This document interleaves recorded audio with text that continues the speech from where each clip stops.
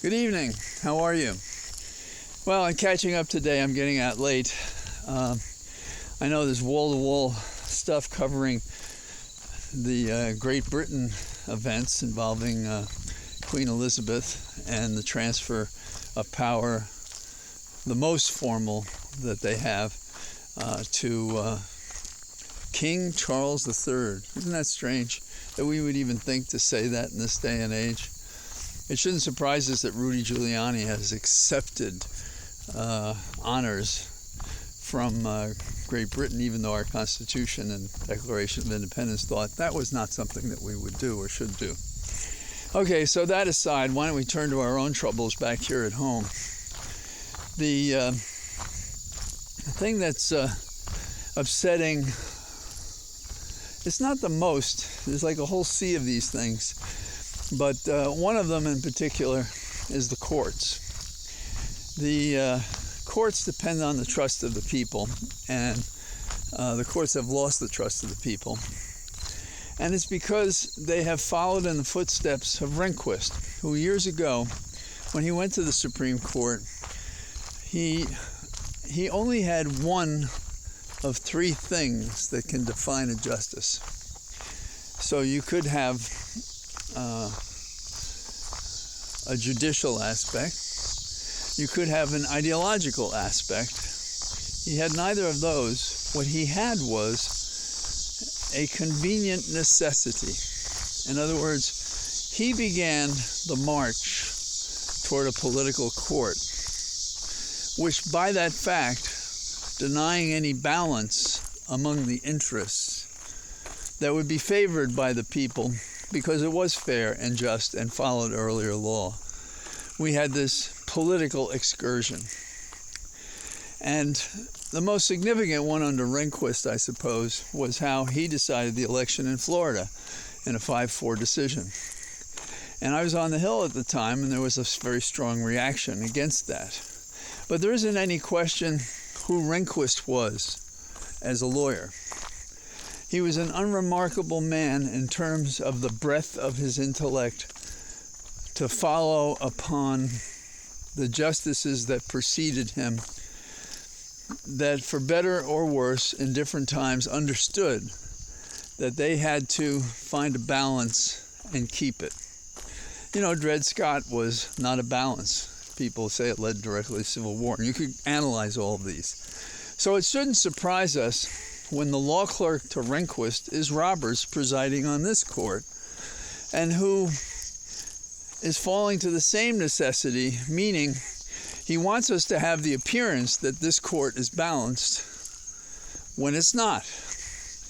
This court is not following stare decisis, that is, the holdings generally accepted of past cases, and is transparent in its political heft.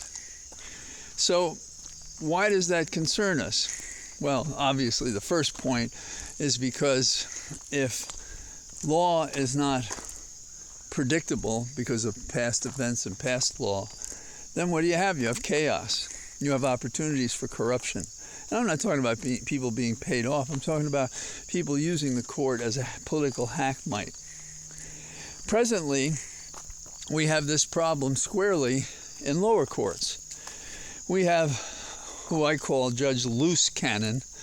Her name's not Loose, because she's issued an order that constrains a department, a co-equal department, in a significant investigation that has been somewhat proven to be valid and trustworthy, because the judge had to preside over the affidavit in support of the search warrant, which was proven to be true, meaning that it was sufficient probable cause.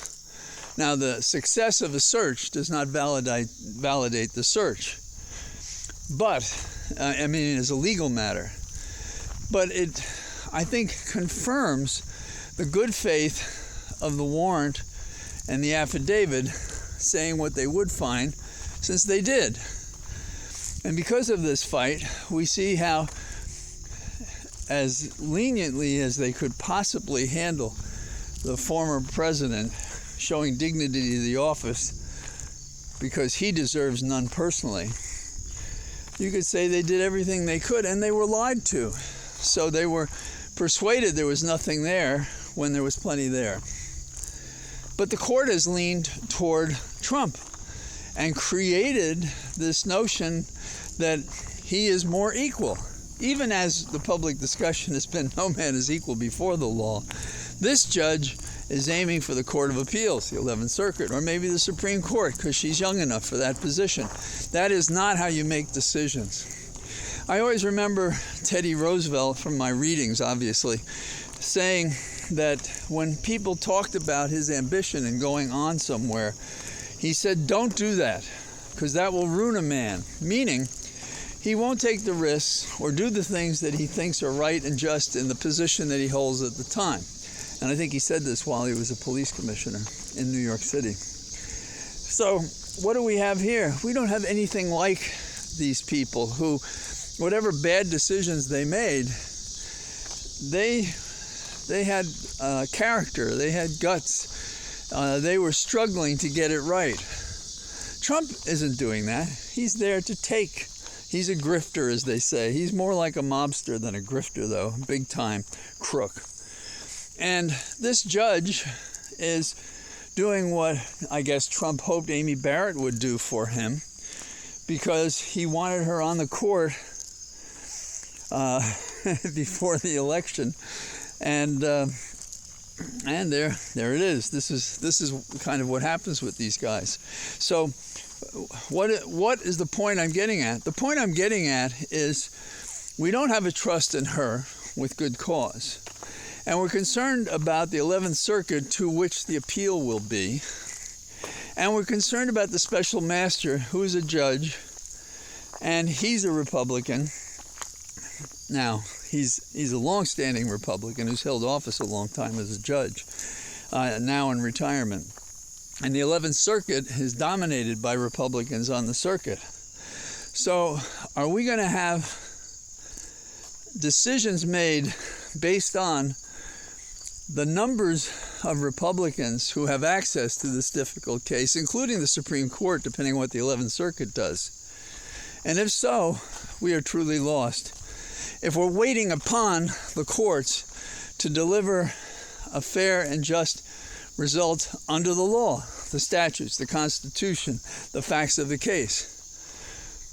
So what should we do about this? Well, one, on Tuesday, when the parties stand before, that is Trump by counsel and the Department of Justice by counsel, when they stand before the judge, they should say, you should close this down immediately. How he reacts and what he says will tell us a lot about him. Now, you may or may not have read the papers that the government has submitted, the Department of Justice has submitted to the 11th Circuit, asking to lift the stay and let them do their business and not confound an investigation that is affecting national security, because no one knows who got use or access, if anyone, of these highly confidential documents that could result in serious compromises of relations, informants, a whole variety of things. So I also propose that we should have, as I said, the clear and present danger task force of prosecutors, federal, state, and local, like you have in drug cases that go over several jurisdictions, and make this one huge case and eliminate this bullshit in which they can manipulate the courts by individual judgments because we can't do a pincer movement on them. That is, answer their frivolous efforts to delay this investigation and prosecution so that Trump can live to fight another day, like when he's president, and pardon everybody, and be the full dictator that he hopes to be. It's kind of interesting that we see Fiona's storm, and it makes us think of how Trump really took very lightly the suffering of that island in another storm. And here they have one in which electricity went out. They have enormous problems, and This government will take care of it. Biden will. That contrast alone tells you the difference in the kind of government we had and we have now. I read today how a podcast had prompted the release of a man, Syed is his name, because the government withheld information, they call it Brady, after the case of that name, that would have made a difference, and that there were alternative possible persons who could have been prosecuted. And the prosecution says they're going to prosecute him again. What does that have to do with our present situation? Think of Berman. I heard the other day, Sunday, that Berman was asked, so let's consider one of your cases, what they did with Kerry, and he had an explanation for it. I was not satisfied. But the tougher case is to say to Berman, how could you possibly let Greg Craig, the former counsel to President Obama, take it on the chin when you knew that Barr and the president had targeted him for political purposes to have the story of a Democrat charged and hopefully convicted to offset any of the negative propaganda that he perceived would occur if it was only Republicans who were in trouble. And, you know, Berman is getting a hero's welcome, and it's just not deserved. It drives me crazy that we can't call things what they really are. This guy lined his pocketbook with a book when he should have stepped forward and told us what was going on. Everybody suspected it. I basically spoke about it myself, but I wasn't the only one, and nothing happened. So, where are we today? Jennifer Rubin has an interesting column in the paper today, and I find everything she writes interesting. I really do. And she suggests that while we hear the echoes of Nazis and fascism and Hitler, it's not that. Well, it's not that in the sense, and she says this, it's not that in the sense of killing, wiping out Jews, for example. The discrimination is high against persons who are of color, and we have seen a discrimination against Jews in the course of the white supremacists. So it's a tough question. And when Hitler was growing in influence and support, you know, he was being feted for being such a promising leader when he was nothing of the sort, and his plan was nothing of the sort. And if, like Winston Churchill, anybody had read his Mein Kampf, they would have known that, but they didn't. So I think that what Jennifer has written is a cautionary tale that we're not there yet. And the way I take it is, it means we're not lost yet, and we should do something about it. So, those are a couple of thoughts I have. And I'll be talking to you again tomorrow, I expect.